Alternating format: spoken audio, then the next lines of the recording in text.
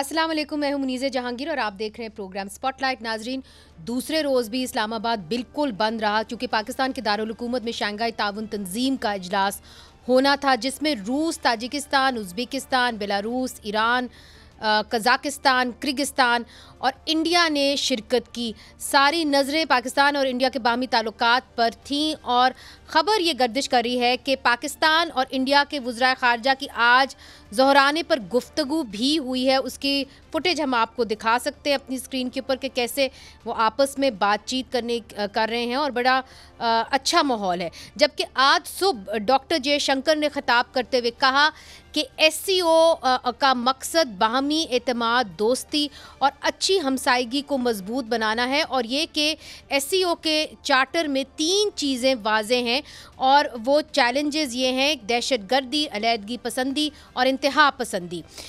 Indian वज़ीर ख़ारजा जयशंकर का कहना है कि अगर सरहद पार दहशतगर्दी, अलहदगी पसंदी और इंतहा पसंदी जैसी सरगर्मियाँ जारी रहीं तो ऐसे माहौल में तजारत, तवानाई और बाहमी राब्ते का फ़रोग़ नामुमकिन है। इसी तरह आज वज़ीर आज़म शहबाज शरीफ ने भी ख़िताब करते हुए ये कहा कि पायदार तरक्की के लिए इलाकाई ताउन और रवाबित फ़रोग़ जो है वो ज़रूरी हैं।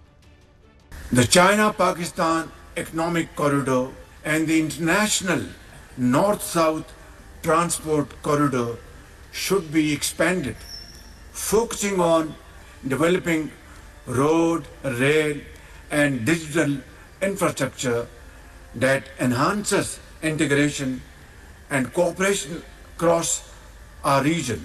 Let us not look at such projects through the narrow political prism. Let us work together for a well-connected, integrated and prosperous region that benefits all member states. इसके अलावा वज़ीर आज़म की तोपों का रुख सरहद पार से दहशतगर्दी के हवाले से अफ़गानिस्तान पर भी रहा। Afghanistan, by virtue of its contiguity with our region, presents an invaluable and rare opportunity for trade and transit, benefiting all SCO member states. A stable Afghanistan is not only desirable but essential to fully realizing these great opportunities. The international community must step forward with urgent humanitarian support while calling upon the Afghan interim government to embrace political inclusivity, thereby ensuring Afghan soil is not misused for terrorism against its neighbors by any entity. 2023 में जब जयशंकर साहब ताउन तंजीम के वज़राए ख़ारजा का इजलास India में हुआ था तो उन्होंने जो है पाकिस्तान पर सरहद पार जो है दहशतगर्दी के मुतल्लिक़ इल्ज़ामात आयद भी किए थे। तब से लेकर अब तक इनके लफ्ज़ों में काफ़ी नरमी आई है। इसकी वजह क्या हो सकती है? और जहाँ जो है SCO मुश्तरका काउंसिल और तजारत की बात कर रहा है, वहाँ पर इंडिया और पाकिस्तान के ताल्लुकात कब तक कशीदा रह सकते हैं? ये एक बड़ा सवाल है। इस हवाले से बात करने के लिए हमने दावत दी है जनाब खुर्रम दस्तगीर साहब को, जो साबिक वज़ीर ख़ारजा भी रह चुके हैं, साबिक वज़ीर कॉमर्स और ट्रेड भी रह चुके हैं। आपका बहुत शुक्रिया, आपने हमें ज्वाइन किया। जावेद हसन साहब हमें ज्वाइन कर रहे हैं, साबिक सफ़ीर रह चुके हैं चीन के और हमें ज्वाइन कर रहे हैं। इंटरनेशनल रिलेशंस पे आपकी नज़र होती है। And last but not least we will cross over to India. हमारे साथ निरुपमा सुब्रमण्यन हैं, ये एक इंडिपेंडेंट सहाफ़ी हैं और मुशर्रफ दौर में यहाँ पे पाकिस्तान के अंदर हिंदू की नुमाइंदगी कर रही थी, हिंदू न्यूज़पेपर की। आप सबका बहुत शुक्रिया। सबसे पहले खुर्रम दस्तगीर साहब, आपकी जानिब, चूँकि आप फॉरेन मिनिस्टर भी रह चुके हैं, आपने अब जॉइंट कम्युनिके पढ़ लिया है, उसके अंदर CPEC का जिक्र हुआ है, जो बेल्ट एंड रोड इनिशिएटिव है उसका जिक्र हुआ है, मगर उसके ऊपर हिंदुस्तान का नाम नहीं है। तो हम क्या समझें कि हिंदुस्तान जो है सपोर्ट नहीं करता CPEC को? जी नहीं, और ये बात हिंदुस्तान कई दफा वाजे कर चुका है। वाहिद मुल्क है गालिबन पूरी दुनिया में जिसने वन बेल्ट वन रोड की भी और CPEC की बाकायदा तौर पर मुखालफत की हुई है। बाकी मुल्कों ने तो, मगरबी ममालिक ने कुछ दबे लफ्जों में बात की थी, लेकिन हिंदुस्तान तो शुरू से इसका मुखालिफ, और इसीलिए इस SCO में बहुत सारी वजूहात की बिना पे हिंदुस्तान एक बड़ा लिमिटेड रोल अपने सामने रख रहा है। और इसीलिए आज जब उनके वजीर खारजा जयशंकर ने बात की, उन्होंने ज्यादा फोकस जो है, अगर आप उनकी तकरीर पढ़ेंगे तो नजर आएगा कि उन्होंने चार्टर पर जिक्र किया, और जिन 3 चीजों का आपने दुरुस्त तौर पर जिक्र किया कि टेररिज्म, सेपरेटिज्म और एक्सट्रीमिज्म, उस पर उन्होंने ज्यादा बात की। और फिर उन्होंने अपनी हुकूमत के जो इनिशिएटिव्स थे वो गिनवाए। लेकिन चूंकि यहाँ एक ऐसा फोरम है जिधर चाइना और रशिया जो हैं वो भी मौजूद हैं, और वक्त के साथ साथ उनकी जो मुखासमत है और तनाव है अमेरिका के साथ भी और मगरबी दुनिया के साथ, उसमें इजाफा हो रहा है, कमी नहीं हो रही। तो और हिंदुस्तान वो मुल्क है जिसके अमेरिका के साथ अब तकरीबन कोई दर्जन के करीब दिफाई और मुआशी बड़े सीरियस एग्रीमेंट्स, स्ट्रेटेजिक एग्रीमेंट्स मौजूद हैं। अमेरिका ये कहता है कि हिंदुस्तान उसके लिए एक नेट सिक्योरिटी प्रोवाइडर है इंडो पैसिफिक रीजन में। तो लिहाजा वहां फिर ये जो SCO के अंदर का तनाव है वो आज खुलकर बाहर इस तरह आया कि सवाए हिंदुस्तान के बाकी सब ममालिक का बाकायदा नाम लिखकर ये कहा गया कि ये वन बेल्ट, चाइना का जो one belt one road initiative है, इसको सपोर्ट करते हैं। जाहिर है उसमें हिंदुस्तान नहीं था, लेकिन 2 चीजें और भी थी जो इस कम्युनिके में अहम थी। एक तो जिक्र किया गया कि जो ममालिक हैं वो आपस में अपनी जो करेंसी का जो एक्सचेंज है बराह रास्त उसको इनकरेज करेंगे। और दूसरा ये कहा कि जो रशिया ने अपने लिए एक यूरेशियन पार्टनरशिप बनाई है अपने रीजन में, तो SCO को उसके साथ कनेक्ट करने की बात की गई है। तो SCO जो है, जो कि ओरिजिनली एक दिफाई ताउन की तंजीम थी, अब आहिस्ता आहिस्ता इसका जो रीमिट है या फोकस है वो वसी होता जा रहा है, और इकोनॉमिक कोऑपरेशन और ट्रेड में और इंफ्रास्ट्रक्चर में उस तरफ जा रहा है। जी, मगर निरुपमा साहिबा, चूँकि आप हिंदुस्तान और पाकिस्तान के ताल्लुकात बड़े अरसे से कवर कर रही हैं, हमने तो देखा था डॉक्टर जयशंकर को 2023 में गोवा में, जब वो सीपा हो गए थे, जब एक सवाल मैंने ही किया था उस वक्त, तो उन्होंने ये भी बिलावल भुट्टो जरदारी के हवाले से बड़े सख्त अल्फाज उन्होंने इस्तेमाल किए थे। मगर इस बार हमने देखा है कि टेम्पर्स हैव बीन लो, और उन्होंने बड़े मेजर्ड तरीके से अपनी तकरीर भी की। फिर हमने ये भी देखा कि जब वो लंच कर रहे थे तो उन्होंने डिप्टी प्राइम मिनिस्टर और फॉरेन मिनिस्टर इसहाक डार के साथ अच्छे लफ्ज़ों में बातचीत भी की है। तो आपको लगता है कि यहाँ पे हुकूमत बदली, यानी कि पार्टी बदली है, PMLN के साथ कोई बेहतर ताल्लुकात हैं बीजेपी के? आई थिंक मुनीज़े फर्स्ट मेरी तरफ से अपॉलॉजीज, क्योंकि Urdu I had got used to it when I was in Pakistan, पर अब मेरी उर्दू काफ़ी रस्टी हो चुकी है। मैं चेन्नई साउथ इंडिया में रहती हूँ जहाँ पे हिंदी भी बोलते लोग, so I speak in mix of Hindi and English, please forgive me. No problem. So I think basically what has happened is that Jaishankar has gone to SCO for the purpose, ये India-Pakistan relations को it was not on his agenda. Basically, it was not on his agenda कि ये bilateral कोई visit है. ठीक है. But इन्होंने ये भी कहा था कि I am a civil and courteous person, और मैं वैसे ही पेश आऊँगा when I go there. So there was, there was an expectation perhaps that वो अपने बड़े टफ स्टाइल में बात करेंगे, क्योंकि जहाँ भी जाते हैं वो एक टफ मैसेज सुना के आते हैं अपने यूनिक स्टाइल में, और ये शायद यहाँ पे एक्सपेक्टेशन था। But he has been very civil and he has been very sing, but it's very clear कि वो जो पाकिस्तान में है, it and from his statements जो which we heard just now, ये काफ़ी clear है that this bilateral relations are not the primary agenda of his visit to the SCO. Basically, वहाँ पे SCO में गए हैं क्योंकि चाइना और रशिया इस वक्त important है for India, and to balance its relationship with the US, with the Quad. And India has always claimed कि हमारी strategic autonomy है, हम सबसे अच्छे relations रखेंगे, and SCO is important in that sense. SCO is important because ये Central Asia से भी इसका कनेक्ट है जी। और India wants to be connected to all these regions. Well let me be a bit mischievous Javed Hussain sahab, diplomatic जवाब ना दीजिएगा, क्या ये भी हो सकता है कि साक को तो बिल्कुल जिसे कहते हैं ना हिंदुस्तान और पाकिस्तान ने डुबा ही दिया लड़ के, तो यहाँ पे जो पिछले साल हुआ वो भी एससीओ के तमाम ममालिक देख रहे थे और देख रहे थे कि किस तरह ओवर शैडो हो गया एससीओ, और जो बिलावल भुट्टो जरदारी साहब और जयशंकर साहब की लड़ाई थी वो सामने आ गई।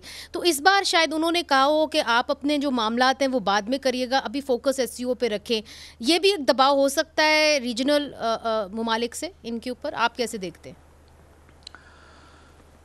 मेरा ख्याल ये है कि दोनों मुल्कों की ख्वाहिश ये थी कि एससीओ के ऊपर फोकस किया जाए, जो एक मल्टीलैटरल ऑर्गेनाइजेशन है, रीजनल ऑर्गेनाइजेशन है, और उसके जो मकासद हैं, जो उसके ऑब्जेक्टिव्स हैं, उनको प्रमोट करने की कोशिश की जाए। ना पाकिस्तान की कोई तवक्को थी और ना हिंदुस्तान का कोई इरादा था कि इस विज़िट में कोई बायलैटरल इश्यूज़ को डिस्कस किया जाए। तो ये बिल्कुल वेल कैलकुलेटेड मेरा ख्याल में दोनों तरफ से मूव्स हुई हैं, और मेरा ख्याल में ये भी काफ़ी एक पॉजिटिव चीज़ है कि सिविलाइज तरीके से थोड़ा बहुत जो इंटरेक्शन उनका इसहाक डार साहब के साथ हुआ है, जयशंकर साहब का, वो एक पोलाइट और सिविलाइज तरीके से हुआ है, कर्टियस तरीके से हुआ है।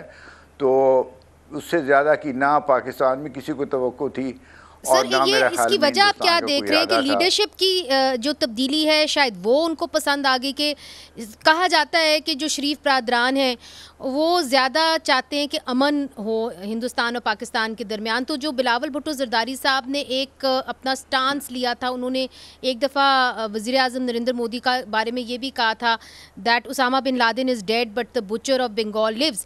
तो शायद चूँकि लीडरशिप फ़र्क है इसीलिए बदलाव आया। मैं नहीं समझता कि ये नेसेसरीली कोई इसका पार्टी से कोई रिलेशनशिप है, इसका ताल्लुक है। मेरा ख्याल ये है कि हिंदुस्तान की ओवरऑल अप्रोच नज़र आ रही थी कि वो ना तो चीज़ों को पाकिस्तान के साथ एग्रेवेट करना चाहते हैं इस स्टेज पे, ना कोई मेजर स्टेप पॉजिटिव लेना चाहते हैं।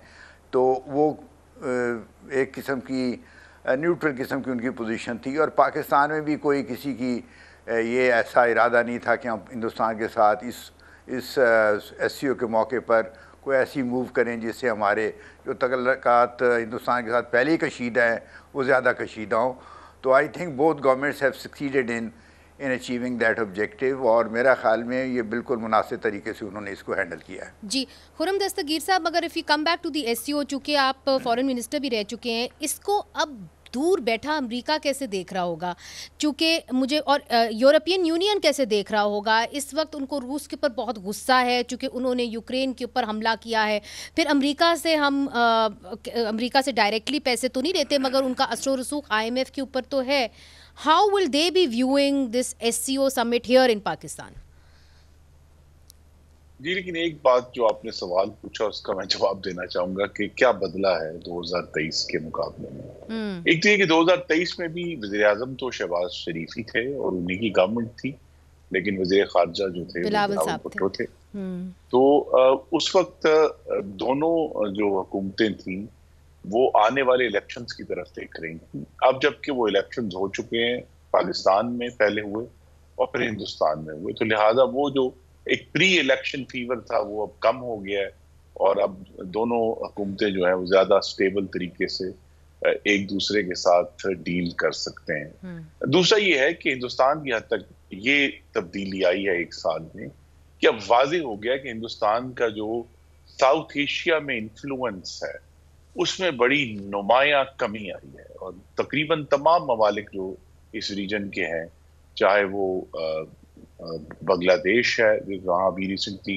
एक एंटी इंडिया चेंज जिसे कहा जा रहा है वो आया है, उससे पहले भी श्रीलंका में, नेपाल में, इवन भूटान में वो जो एक वाज़े हमें हिंदुस्तानी असर रसूख नजर आता था उसमें अब दरारें पड़ना शुरू हो गई हैं। तो लिहाजा ये भी एक वजह है कि बल्कि कुछ हिंदुस्तानी प्रोफेसर ने तो ये लिखा है कि south Asia doesn't exist anymore, वो खत्म हो गया है as a reason.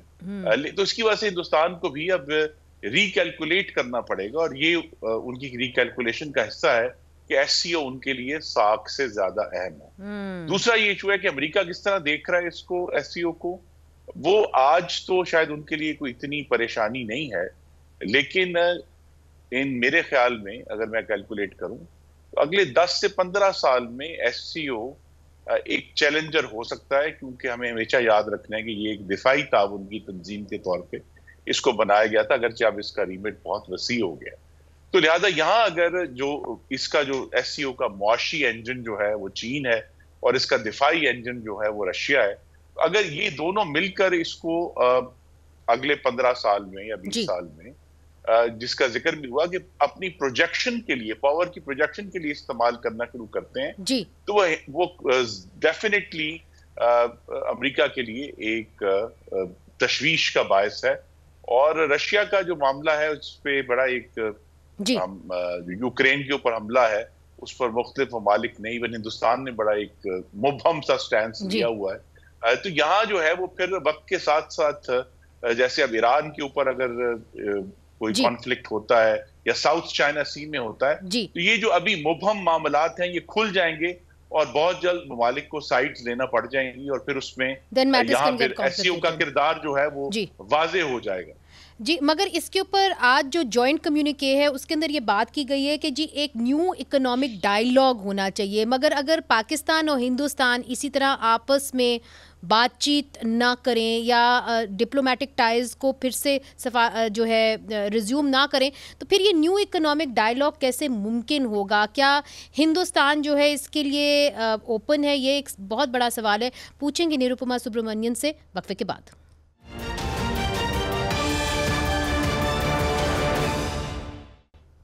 Welcome back नाजरीन। पाकिस्तान और हिंदुस्तान के ऊपर बातचीत हो रही है और हिंदुस्तान के वज़ीर ख़ारजा अब जो है हिंदुस्तान वापस चले गए हैं।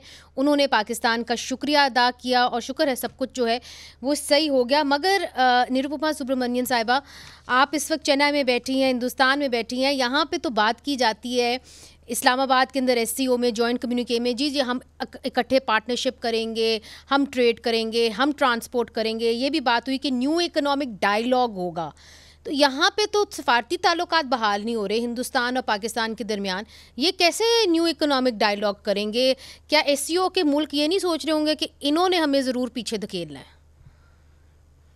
देखो, SCO के जो मेंबर्स हैं वो SCO एक ग्रुपिंग है जो चाइना डोमिनेट है, उसमें इंडिया का इतना बड़ा कोई रोल नहीं है एंड इंडिया इज देयर के उसका प्रेजेंस हो हर ग्रुपिंग में। Sure.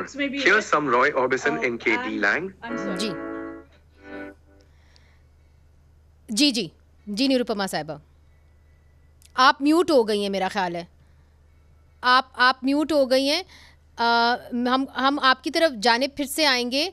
जावेद हुसैन साहब, आपसे मैं ये सवाल कर लेती हूँ, चूँकि ये एक अहम सवाल है कि जब आप बात करते हैं कि न्यू इकोनॉमिक डायलॉग होना चाहिए और आप चाहते हैं कि रीजन्स इकट्ठे चलें, तो रीजन्स कैसे इकट्ठे चल सकते हैं जब यहाँ पे दो बड़े जो मुल्क हैं पाकिस्तान और हिंदुस्तान, इनके सफारती ताल्लुकात भी बहाल नहीं हो पा रहे? जी, ये बिल्कुल बात दुरुस्त है कि इस ऑर्गेनाइजेशन का जो पोटेंशियल है वो उस वक्त तक रियलाइज़ नहीं हो सकता जब तक पाकिस्तान और हिंदुस्तान के दरमियान जो कशीदगी है, टेंशन्स हैं, वो दूर नहीं होती। और इसी तरह जो हिंदुस्तान और चाइना के दरमियान भी जो कशीदगी है वो दूर नहीं होती या उसमें कमी नहीं आती।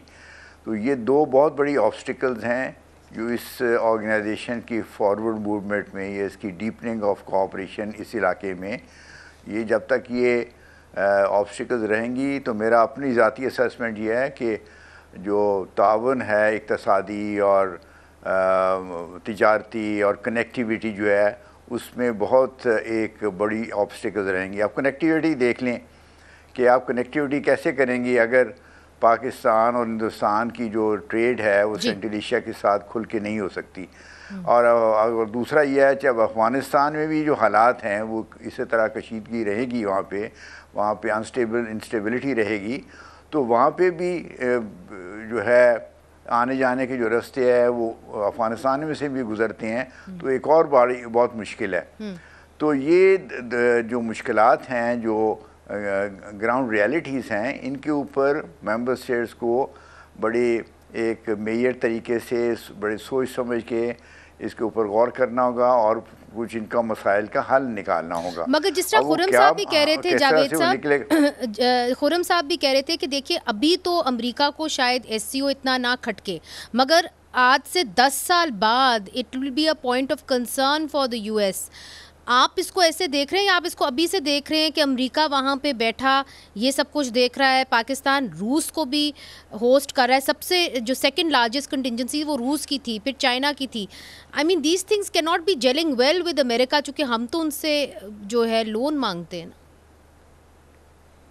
जी, वो मेरा ख्याल ये है कि ऑलरेडी ये जो इस ऑर्गेनाइजेशन की जो एवोल्यूशन और डेवलपमेंट हो रही है, it should be a matter of concern to America. देखें आप फ़िलहाल फॉर ए मोमेंट पाकिस्तान और हिंदुस्तान को नज़रअंदाज कर दें और आप देखें सेंट्रल एशिया, तो सेंट्रल एशिया में इस ऑर्गेनाइजेशन के जिस तरह तावन बढ़ेगा उसमें अमेरिका का उतना असर और रसूख कम होता जाएगा। तो अब central Asia is also very important strategically, security के लिहाज से, इकनॉमिक लिहाज से, एनर्जी रिसोर्स के लिहाज से, और फिर ईरान भी उसमें शामिल कर लें तो even if for a moment we ignore the tension between India and Pakistan, तो जो बाकी का जो खित्ता है, जो बाकी ममालिक हैं 8 हैं, उनका अगर तावन भी आपस में बढ़ता है तो अमेरिका के लिए तो वो भी एक ऐसी डेवलपमेंट है जिसके ऊपर उनको तशवीश राइट नाउ इस वक्त होनी चाहिए। एंड आई एम श्योर वो इस चीज़ को, उनके जो थिंकर्स हैं इस चीज़ को आगे प्रोजेक्ट कर रहे हैं कि 8-10 साल अगर ये चीज़ बढ़ती गई, ये कोऑपरेशन बढ़ती गई, तो उनके लिए मसाइल पैदा होंगे। खुर्रम साहब, चूँकि आप एससीओ के जो अस्ताना के अंदर एक इजलास हुआ था, आप उसके अंदर शामिल थे, आप ट्रेड एंड कॉमर्स मिनिस्टर थे, तो आपने इन मामलात को बड़ी बारीकी से देखें। एक जो बात आज जॉइंट कम्युनिके में की गई वो SCO development bank, SCO development fund special account and in the form of interested parties SCO investment fund की बात की गई। तो what is the SCO thinking कि आगे जाके एक कोई बैंक होगा जो मुश्तरका होगा, जो करेंसी होगी मुश्तरका होगी, प्लान्स क्या हैं इस वक्त?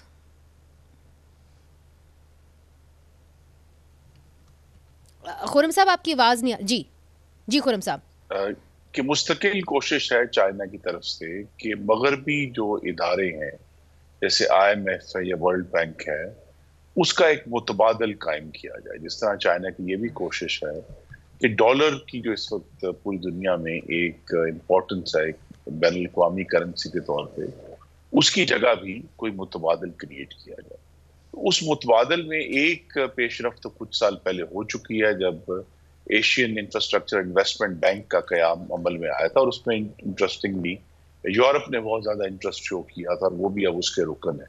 तो लिहाजा एक ऑल्टरनेटिव्स की तलाश है। चूंकि अमेरिका में अगर से अभी भी पूरी दुनिया में सबसे ज़्यादा दिफा के ऊपर जो एक्सपेंडिचर है हर साल, गालिबन अगली 10 ताकतों से ज़्यादा सिर्फ अमेरिका जो है वो स्पेंड करता है, तो लिहाजा उनकी एक दिफाई हैसियत और उनकी जो प्रोजेक्शन ऑफ पावर है पूरे ग्लोब पे वो इस वक्त सबसे ज़्यादा है। उसके बावजूद वक्त के साथ साथ अमेरिका की जो ओवरवेलमिंग एक ताकत थी उसमें कमी आ रही है और चाइना उसको चैलेंज कर रहा है, और हर गुजरते साल के साथ वो चैलेंज सोवियत यूनियन के मुकाबले में ज्यादा इसलिए है कि चाइना के पास वो टेक्नोलॉजी सब मौजूद है, अगर अमेरिका से ज्यादा नहीं तो उसके करीब तर, जिनके जरिए वो अब जैसे इलेक्ट्रिक व्हीकल्स में बहुत बड़ा चैलेंज कर दिया चाइना की कंपनियों ने, ज्यादा वो सारी चीजें जिसकी वजह से वेस्ट की प्री एमिनेंस थी, चाइना उनको चैलेंज कर रहा है। तो ये जो एससीओ के इलामी में ये लिखा गया है, ये एक पोटेंशियल है, क्योंकि मैं फिर कहूंगा कि इस एससीओ की जो मुआशी इंजन है वो चाइना है। चाइना के पास वो वसाइल अवेलेबल हैं जिनके जरिए अगर ऐसा कोई बैंक बनता है या करेंसी जो फॉर्म होती है, लेकिन करेंसी मेरे ख्याल में कुछ ज्यादा दूर की बात है इस वक्त। तो अगर कोई बैंक का कयाम आता है और उसके जरिए ये ममालिक आपस में डॉलर को बीच में लाए बगैर आपस में एक दूसरे के साथ एक्सचेंज कर लेते हैं, तो ये एक बड़ी पेशरफ्त होगी। उसके जरिए जो है वो, जिस तरह मैंने कहा, अभी तो शायद हमें लगे कि सिर्फ एक इलामिया लिख दिया गया है, लेकिन कुछ साल बाद जब हालात बदलेंगे, और ऑलरेडी हालात बदल रहे हैं बड़ी तेजी से, गजा की वजह से भी, यूक्रेन की वजह से भी, साउथ चाइना सी में जो टेंशन है और ताइवान के ऊपर जो टेंशन है, तो आने वाले सालों में ये सारी ऐसी चीजें हैं जो अभी तो हमें कागज में दबी हुई लगती हैं, लेकिन इनको निकाल कर इसको ऑपरेशनलाइज करके चाइना अपने असर नफूज में बहुत ज्यादा इजाफा कर सकते हैं। और अगर हम जॉइंट कम्युनिके की तरफ देखें तो ना गाज़ा का जिक्र हुआ है और ना ही यूक्रेन की जंग का जिक्र हुआ है, मगर जो अहम सवाल है वो ये है कि हिंदुस्तान कहाँ खड़ा है। चूँकि एक तरफ से यहाँ पे एक परसेप्शन बनाई जाती है कि जी हिंदुस्तान जो है अब वो अमेरिका का नया और पसंदीदा साथी है, मगर एक तरफ से हिंदुस्तान जो है वो SCO का अहम हिस्सा है और इसी रीजन के अंदर बसता है। तो हिंदुस्तान कहाँ खड़ा होगा, ये बड़ा अहम होगा। ये हम पूछेंगे निरुपमा से वक्फे के बाद।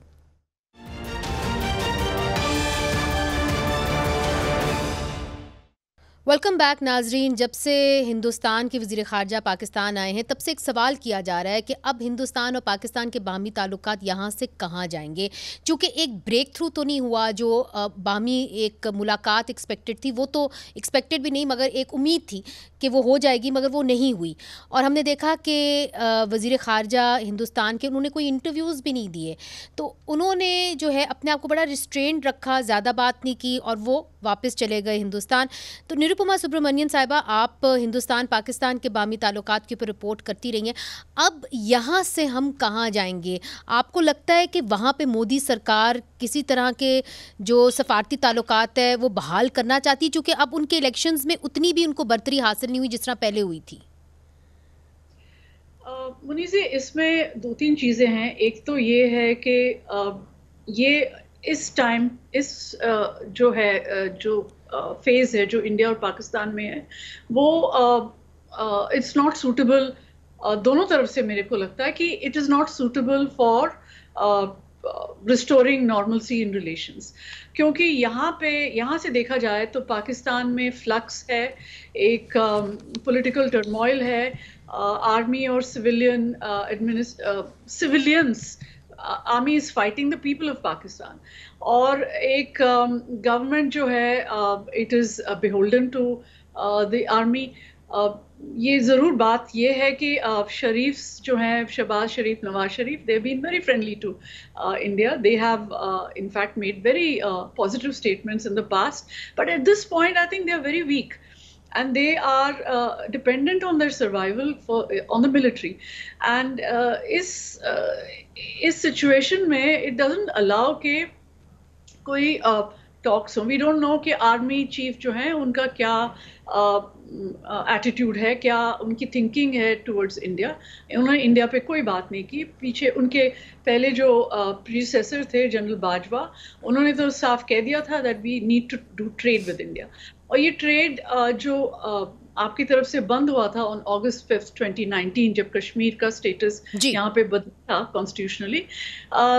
So it is now up to Pakistan to say, okay, we want to trade, but then is there some conditions that Pakistan has put forward कि ट्रेड हम नहीं कर सकते जब तक कश्मीर का स्टेटस। इसी के ऊपर मैं आती हूँ, चूँकि जावेद हुसैन साहब एक सफारतकार हैं। बिलावल भुट्टो जरदारी साहब ने जो पिछले साल ये कहा, खुरम दस्तगीर साहब ने उसको ओन किया, उन्होंने कहा कि वो हमारे वज़ीर ख़ारजा थे, पाकिस्तान की वज़ीर ख़ारजा थे, हमारी पार्टी जो थी उस वक्त इकट्ठे हम मिलकर कोalition कर रहे थे। उन्होंने ये कहा कि जब तक कश्मीर का मसला हल नहीं होगा तब तक सफारती ताल्लुकात बहाल नहीं होंगे। तो अगर ऐसा है तो उसके ऊपर तो हिंदुस्तान डट गया है कि जी हमने नहीं करना, तो then where do we stand? अब इधर से हम आगे कैसे बढ़ेंगे, मुझे समझ में नहीं आ रही। जी जावेद साहब। जी, मेरा ख़्याल है कि इस वक्त पाकिस्तान गवर्नमेंट किसी इस पोजीशन में नहीं है कि वो कोई मेजर इनिशिएटिव जो ले सके जिससे ये हालात में हिंदुस्तान के साथ तल्लुकात में कोई तब्दीली, पॉजिटिव तब्दीली आए। और मेरा नहीं ख्याल कि हिंदुस्तान गवर्नमेंट भी कोई इस किस्म के मेजर इनिशिएटिव के लिए रास्ते तैयार है, इस वक्त तैयार है। तो अगले 2-3 साल तो मुझे लगता है कि आपको जो यही मौजूदा सूरत हाल कंटिन्यू करेगी जी, और चाहे वो हमें पसंद है या नहीं पसंद वो अलग बात है, लेकिन जो सूरत हाल पाकिस्तान में है, जो सूरत हाल हिंदुस्तान है, दोनों मुल्कों की हुकूमतों से ये तवक्को करना कि वो कोई मेजर इनिशिएटिव लेंगे रैप्रोचमा की तरफ, वो आपको नज़र नहीं आ रहे। और सफारती ताल्लुकात भी आपको बहाल होते हुए नज़र नहीं आ रहे? जी नहीं, not in the near future. All right, but that is a big statement. Khurram Dastgir साहब, how do you see it? आपको लगता है कि सफारती ताल्लुकात बहाल होंगे? चूँकि मियाँ नवाज शरीफ साहब ने जो बरखा दत्त को इंटरव्यू दिया उसके अंदर उन्होंने कहा कि मैं चाहूँगा कि वज़ीर-ए-आज़म नरेंद्र मोदी और मैं इकट्ठे मिल के बैठें और जल्द बैठे ताकि मामलात के ऊपर बातचीत हो सके। मगर इधर निरुपमा साहिबा एक बड़ा अहम सवाल करती हैं, कहती हैं कि आपकी जो पार्टी है वो मिलिट्री के ऊपर डिपेंडेंट है फॉर इट्स सर्वाइवल। तो हमें ये नहीं पता कि मिलिट्री क्या चाहती है, क्या वो अच्छे ताल्लुकात चाहती है हिंदुस्तान के साथ? तो जब तक हमें यही नहीं पता होगा तो कैसे हम आगे बढ़ सकते हैं? पिछले 10 साल में वो सब लोग जो पाकिस्तान में चाहते थे कि हिंदुस्तान से अमन हो, उनको एक तो नरेंद्र मोदी की हुकूमत की जो मुआसमाना पॉलिसी है, बयानात हैं, उसने कमजोर किया है तमाम पीस लॉबी को पाकिस्तान में। और दूसरा जो 5 अगस्त 2019 का वाकया है, हम उसको नहीं भूल सकते और वो हमारे हमेशा राइट फ्रंट एंड सेंटर जो है हमारे सामने मौजूद रहेगा। तो फॉर द शॉर्ट टर्म तो अगर दोनों हुकूमतों में कुछ सोच है आगे बढ़ने की, तो मेरी नजर में तो एक ही तरीका है कि फौरी तौर पे एक बैक चैनल जो है उसका क़याम लाया जाए, जो कि जरूरी नहीं कि उसका ऐलान भी हो। बैक चैनल का मतलब ये है कि उसको जो है मख्फी रखकर नहीं, अभी एग्जिस्ट नहीं करता सर, अभी एग्जिस्ट नहीं करता जी, टू माय नॉलेज इस वक्त नहीं करता। अच्छा। और तो लिहाजा उस बैक चैनल को लास्ट टाइम आई थिंक जो यूज हुआ था वो इंटेलिजेंस एजेंसीज ने आपस में बात की थी, इसके नतीजे में वो 21 फरवरी 2021 में जो LOC का सीज फायर हुआ था, जो अभी तक रिलेटिवली स्टैंड कर रहा है। तो एक बैक चैनल की जरूरत है ताकि हम कम से कम पहले जो स्टेप्स हैं, यानी बैक चैनल होगा तो फिर पहला स्टेप ये होगा कि हाई कमिश्नर्स एक दूसरे के मुल्क में वापस भेजे जाएं। फिर इस वक्त जो हमारे सफारत खाने जो हैं वो निस्फ स्ट्रेंथ पर हैं, उनको दोबारा अपनी फुल स्ट्रेंथ पर बहाल किया जाए। और गालिबन एक स्टेप ये भी हो सकता है कि दोनों ममालिक के जो मीडिया के रिप्रेजेंटेटिव्स हैं उनको इजाजत दी जाए कि वो जो कॉरेस्पॉन्डेंट्स हैं एक दूसरे में भेज सकें। क्योंकि उसके अलावा उसके बढ़कर एक बात मैं जरूर रिहम करना चाहता हूँ, मेरी नजर में इस वक्त सबसे जो आई थिंक फ्रूटफुल एरिया है आपस में कोऑपरेशन का, वो क्लाइमेट चेंज है। और उसमें चूंकि हम शेयर करते हैं वाटर शेड्स भी, एयर शेड्स भी, ग्लेशियर्स भी, तो वो एक ऐसी चीज है जिसपे ज्यादा डिले ही नहीं किया जा सकता, क्योंकि हर साल क्लाइमेट चेंज में जो है वो उसके ऊपर आप समझते हैं बामी ताल्लुकात हो सकते हैं। इस वक्त ताउन का एक जरूर स्पेस मौजूद है। Very very briefly Nirupama, do you think that things will move forward, there will be resumption of diplomatic ties or not near future? No, I don't. I mean, they may be. That's a very small step. वो बहुत ही छोटा step है, वो ले सकते हैं, and I can't predict that because I don't have the inside track on that. But you know, regarding climate change and shared watersheds, अभी India ने जो एक नया issue उठाया है, वो है Indus Waters Treaties का revision, and that is also a signal from India you know, it doesn't want to normalize relations at this point. It is actually for Indus Waters treaty को revise करना मतलब you have to come to an agreement, and मुझे जो माहौल है India और पाकिस्तान के बीच में at this point वो allow नहीं करता कि एक treaty और बने to replace the present Indus Waters treaty. So I think there is going to be I don't think it's going to be normalized in the near future. Right. And one thing I'd just like to say very briefly because I have to close the program. Prime Minister Modi के आने के बाद सारा वो हो गया, but let us not forget that on December 25th, he was a person who landed in Lahore on his way back from Afghanistan and met Prime Minister Sharif. Right. And there was a great hope at that time that things would move forward. But immediately after that, उसके बाद 5 दिन बाद पठानकोट पे attack हुआ, जो आपकी तरफ से भी acknowledgement था कि शायद जैश ए मोहम्मद ने उसको किया है. So I think we have to give credit where it's due. Right. You know, I just wanted to make that point. Yeah. Well, thank you very much for joining us from Chennai. Khurram Dastgir साहब, आपने हमें गुजरावाला से join किया, और आपका भी बहुत शुक्रिया जावेद साहब, आपने हमें लाहौर से ज्वाइन किया। नाजरीन, हमारे जितने भी पैनलिस्ट हैं उनका ये कहना है कि शायद बाहमी ताल्लुकात जो हैं और जो सफारती ताल्लुकात हैं वो इन द नियर फ्यूचर बहाल नहीं हो सकेंगे, मगर फिर भी एक शेयर्ड हिस्ट्री है, एक शेयर्ड आप कह लें कि लोग वही हैं, और दोनों तरफ से हमने ये भी देखा है कि जब भी मुलाकात होती कनेक्टिविटी है। जिस तरह पिछले साल जब मुलाकात हुई हिंदुस्तान और पाकिस्तान के वज़राए ख़ारजा की, तो तब बिलावल भुट्टो ज़रदारी साहब ने जो फ़िशरमैन थे, मछेरे थे, उनको जो है रिलीज़ किया था। तो इस बार भी हिंदुस्तान ने कुछ मछेरों को रिलीज़ किया। तो कम से कम इतना तो होता है कि जो मछेरे बैठे हुए हैं जेलों के अंदर, उनको जो है रिहा कर दिया जाता है। तो उम्मीद करते हैं कि मामलात जो हैं वो हल की तरफ बढ़ें और नॉर्मलाइजेशन ऑफ टाइज़ हो, चूँकि दोनों तरफ जो है इसकी एक ज़रूरत है। मुनीज़ जहांगीर को इजाज़त दीजिए, खुदा हाफ़िज़।